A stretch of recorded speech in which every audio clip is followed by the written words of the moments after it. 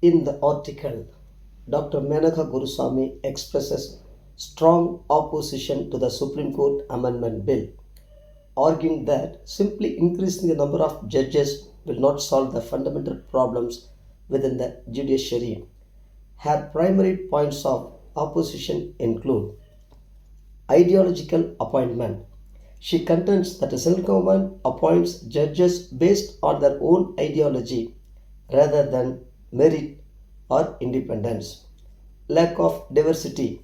She highlights a significant lack of representation, noting that between 2018 and 2026, the government appointed only 3% scheduled caste judges, 2% scheduled tribe judges, and 12% OBC judges. Furthermore, she points out that women make up only 14% of High Court judges. Systematic failures. She argues that the government should address the 30% vacancy rate in high courts and focus on working with the constitution rather than focusing on increasing the count of judges. In India, the collegium system is the mechanism currently used to appoint judges to the Supreme Court and High Courts.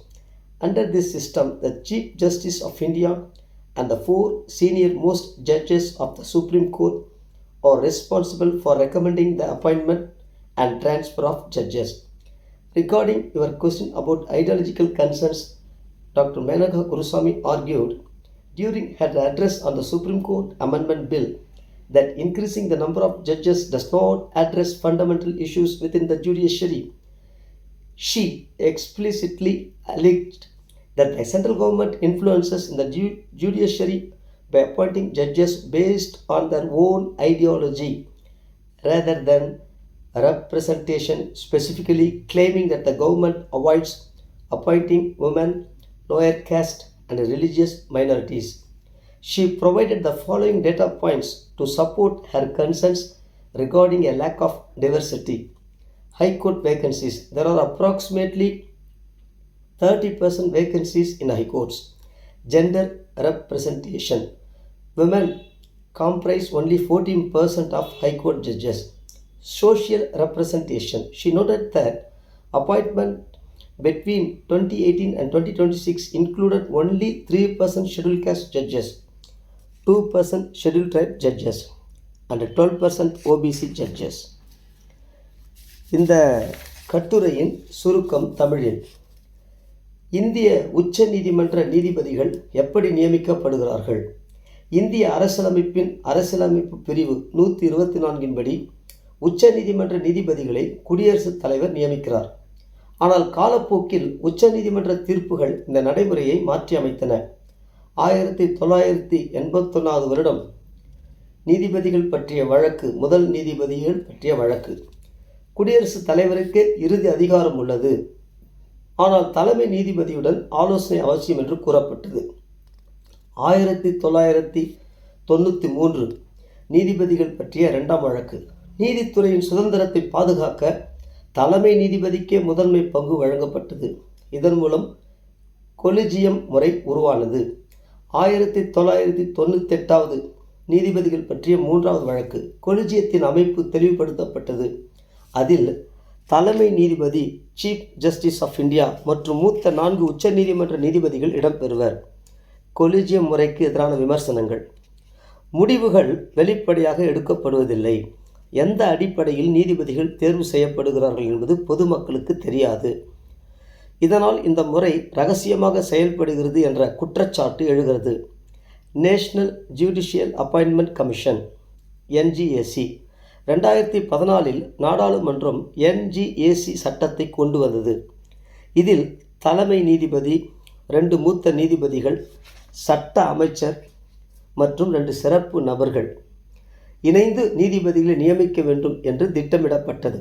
ஆனால் 2015 உச்சநீதிமன்றம் நீதித்துறையின் சுதந்திரத்திற்கு இது பாதிப்பு ஏற்படுத்தும் என்று கூறி NGAC சட்டத்தை அரசியலமைப்புக்கு முரணானது என்று ரத்து செய்தது. அதன் பிறகு மீண்டும் கொலிஜியம் முறை நடைமுறைக்கு வந்தது. முடிவு: தற்போது இந்தியாவில் உச்ச நீதிமன்ற நீதிபதிகளை பரிந்துரைக்கும் முக்கிய அதிகாரம் கொலிஜியத்திடமே உள்ளது. தற்போது இந்தியாவில் உச்ச நீதிமன்ற நீதிபதிகளை பரிந்துரைக்கும் முக்கிய அதிகாரம் கொலிஜியத்திடமே உள்ளது. குடியரசுத் தலைவர் அதிகாரப்பூர்வமாக நியமிப்பை மேற்கொண்டாலும் நடைமுறையில் கொலிஜியத்தின் பரிந்துரைகளுக்கு அதிக முக்கியத்துவம் அளிக்கப்படுகிறது. இந்த முறை நீதித்துறையின் சுதந்திரத்தை பாதுகாக்கிறது என்று ஆதரவாளர்கள் கூறுகிறார்கள். ஆனால் அதே நேரத்தில் வெளிப்படைத்தன்மை குறைவாக உள்ளது என்று விமர்சகர்கள் வாதிடுகின்றனர். இந்த கட்டுரையில் டாக்டர் மேனகா குருசுவாமி உச்சநீதிமன்ற திருத்த மசோதாவுக்கு கடுமையான எதிர்ப்பை தெரிவிக்கிறார். நீதிபதிகளின் எண்ணிக்கையை அதிகரிப்பது மட்டுமே நீதித்துறையின் அடிப்படை பிரச்சனைகளை தீர்க்காது என்று அவர் வலியுறுத்துகிறார்.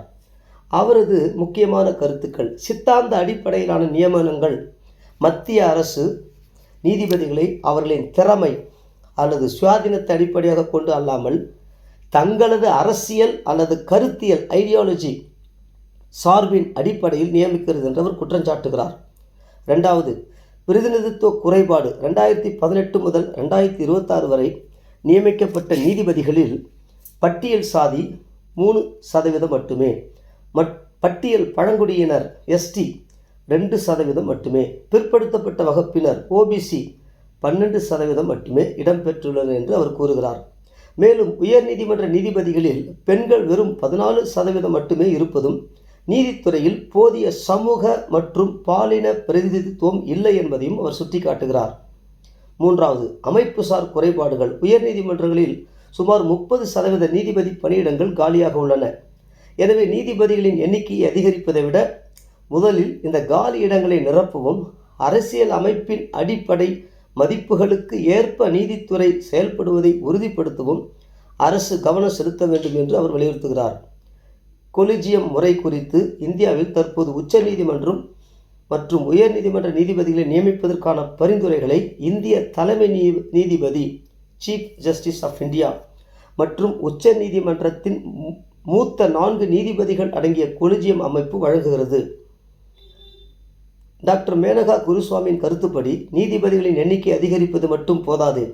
நீதித்துறையில் பெண்கள், பட்டியல் சாதியினர், பட்டியல் பழங்குடியினர், பிற்படுத்தப்பட்ட வகுப்பினர் மற்றும் மத சிறுபான்மையினருக்கு சமமான பிரதிநிதித்துவம் கிடைப்பதை உறுதி செய்ய வேண்டும்.